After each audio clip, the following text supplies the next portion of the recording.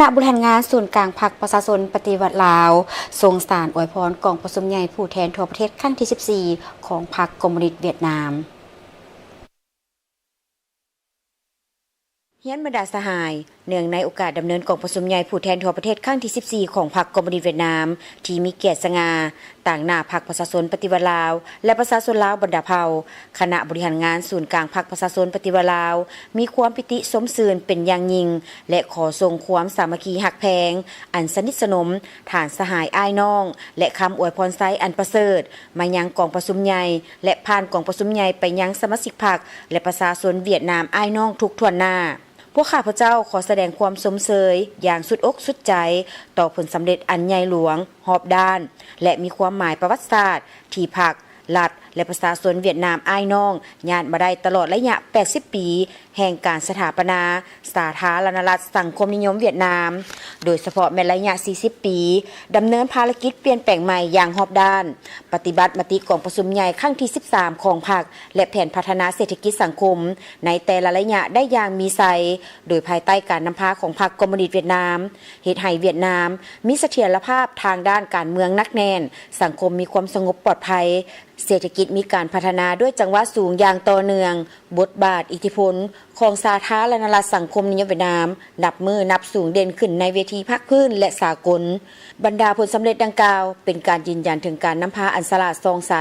ถูกต้องและประดิษฐ์สร้างของพรรคคอมมิวนิสต์เวียดนามทั้งเป็นการแสดงถึงความเด็ดเดี่ยวเหนียวแน่นของพรรครัฐและประชาชนเวียดนามที่มีความบากบั่นพยายามก้าวขึ้นด้วยเงาพลังมหาสามัคคีอันเป็นปึกแผ่นของทั่วทั้งชาติเพื่อบรรลุเป้าหมายประชาชนมีความหังมีผาสุกประเทศชาติมั่งคั่งเข้มแข็งประชาธิปไตยยุติธรรมและศรีวิไลกองประชุมใหญ่ผู้แทนครั้งที่14ของพรรคคอมมิวนิสต์เวียดนามเป็นเหตุการณ์การเมืองที่สำคัญยิ่งของทั่วภาครัฐและประชาชนเวียดนามเป็นขีดหมายแห่งการพัฒนาระยะใหม่ของการปฏิวัติเวียดนามซึ่งจะกำหนดแนวทางเป้าหมายเพื่อสืบต่ออยู่แห่งภารกิจเปลี่ยนแปลงใหม่อย่างรอบด้านเป็นระบบครบสุดกว้างขวางและลึกซึ้งนำพาประเทศชาติก้าวเข้าสู่สังกัดใหม่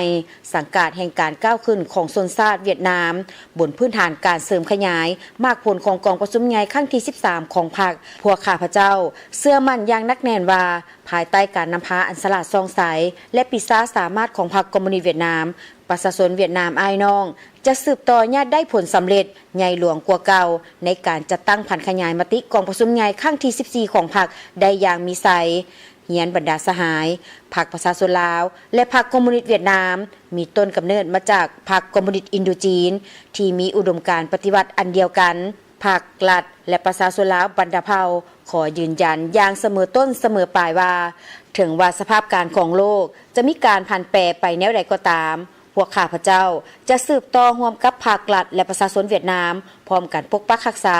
ทนุถนอมและเสริมขยายสายพัวพันสามัคคีพิเศษอันเป็นมูลเสื้อที่ประธานโฮจิมินห์ผู้นำที่ยิ่งใหญ่ประธานไก่สอนพรหมวิหารและประธานสุภานุวงศ์ที่เข้าลกหักได้วางรากฐานและสืบต่อได้รับการเพิ่มพูนคูณสร้างโดยบรรดาหุ่นการนำนักรบปฏิวัติและประชาชนสองชาติจนกลายเป็นมรดกรวมอันล้ำค่าของสองชาติเป็นกฎเกณฑ์แห่งการคงตัวและการขยายตัวของสองชาติเป็นหนึ่งในปัจจัยตัดสินไสชนะของการปฏิวัติอยู่แต่ละประเทศสายพัวพันธุ์พิเศษลาวเวียดนามบ่ได้จืดจางไปตามกาลเวลาแต่กงกันข้ามได้เพิ่มทวีและมีความไว้เนื้อเชื่อใจทางด้านการเมืองในระดับสูงในสภาพการใหม่สองฝ่ายได้เป็นเอกภาพยกระดับการพัวพันขึ้นเป็นสายพัวพันมิตรภาพอันยิ่งใหญ่ความสามัคคีพิเศษการร่วมมือรอบด้านและหุ้นส่วนยุทธศาสตร์ลาวเวียดนามซึ่งแสดงให้เห็นถึงความตัดสินใจทางด้านการเมืองในระดับสูงสุดของการนำขั้นสูง2ประเทศในการยกระดับการพัวพันลาวเวียดนามขึ้นสู่ระดับสูงใหม่ลึกซึ้งกว่าเก่าและแทนเหมาะกับระยะการพัฒนาใหม่เนื่องในโอกาสอันสง่าราศีนี้พวกข้าพเจ้าขอแสดงความขอบใจอย่างจริงใจ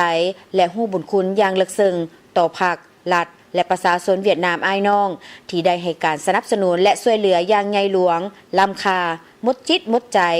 มีประสิทธิผลและทันการแก่ภาครัฐและประชาชนลาวในภารกิจต่อสู้ปลดปล่อยชาติในเมื่อก่อนก็คือในภารกิจปกปักรักษาและสร้างสาพัฒนาประเทศชาติของพวกข้าพเจ้าในปัจจุบันขออวยพรให้กองประชุมใหญ่ผู้แทนทั่วประเทศครั้งที่14ของพรรคคอมมิวนิสต์เวียดนามจงประสบผลสำเร็จอย่างสง่างามอวยพรให้สายพัวพันมิตรภาพอันยิ่งใหญ่ความสามัคคีพิเศษการร่วมมือรอบด้านและหุ้นส่วนยุทธศาสตร์ระหว่าง2พรรค2รัฐและประชาชน2ชาติลาวเวียดนามจงสวยสดงดงามและมั่นคงทะนงแกนตลอดไป